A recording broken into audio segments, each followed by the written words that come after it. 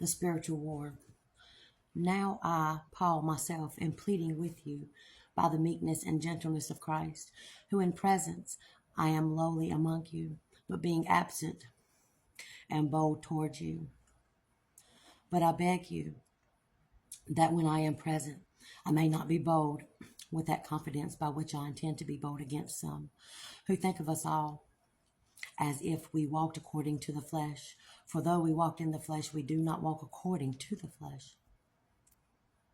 For the weapons of our warfare are not carnal, but mighty in God for pulling down strongholds, casting down arguments and every high thing that exalts itself against the knowledge of God, bringing every thought into captivity to the obedience of Christ, and being ready to punish all disobedience when your obedience is fulfilled.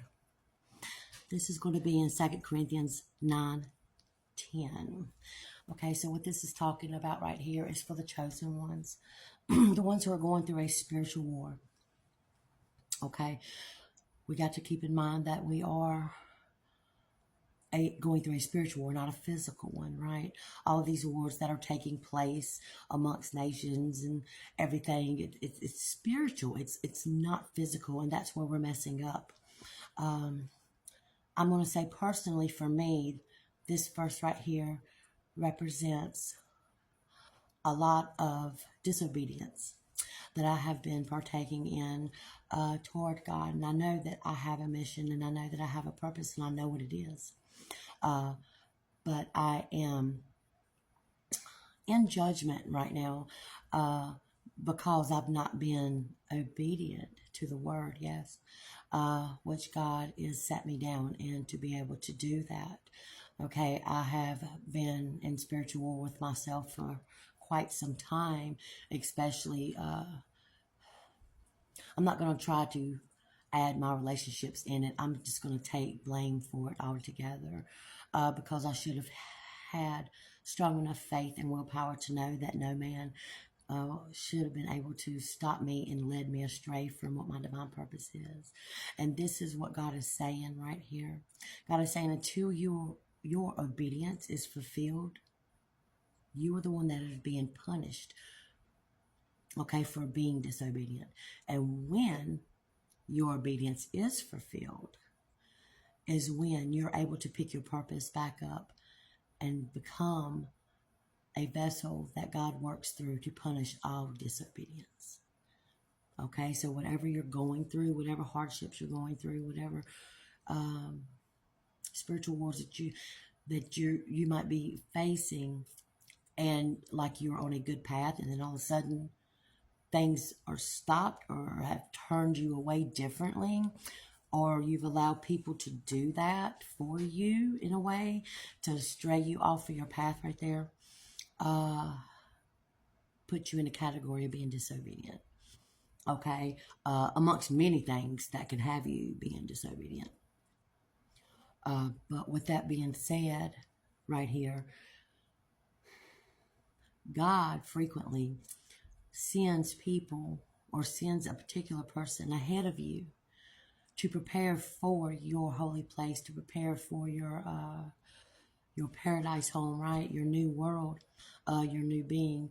He typically sometimes puts someone ahead of you to have your place prepared for you once you catch up.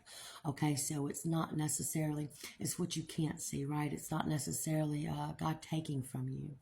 Even though at this time you may feel like, well, you know, God gave the enemy my blessing. And that's not necessarily what it is.